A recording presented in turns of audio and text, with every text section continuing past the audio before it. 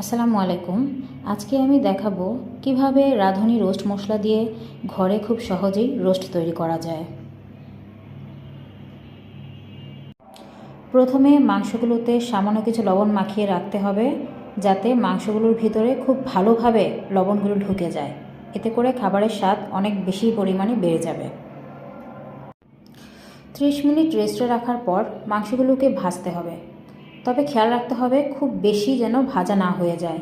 কড়াইয়ে সামান্য তেল নিয়ে মাংসগুলোকে সোনালি করে ভাজতে হবে। বেশি ভাজা হয়ে গেলে তখন রোস্টগুলো খেতে শক্ত লাগবে। আমি যেভাবে দেখাচ্ছি ঠিক সেভাবেই কড়াইয়ে সামান্য পরিমাণ তেল নিয়ে এভাবে উল্টে পাল্টে মাংসগুলোকে হালকা ভাজা দিয়ে দিতে হবে। ভাজা হয়ে গেলে মাংসগুলোকে উঠিয়ে নেবেন।